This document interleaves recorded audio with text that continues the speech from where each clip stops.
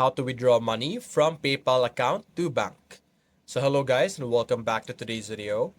So to be able to do this, you're simply going to open your PayPal over here and navigate to your wallet. Over here, you will be able to see banks and card. Click on add new and simply click on bank over here.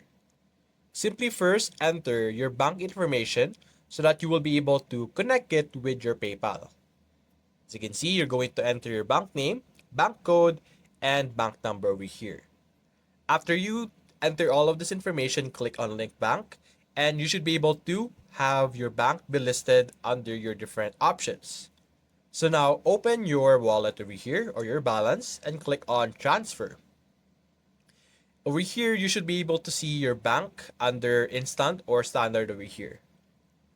Aside from the step earlier, you could also do the same thing in this section where you click on up and click on bank over here. But anyway, after that, simply select the bank that you want, click on next, and then simply enter how much you want to transfer.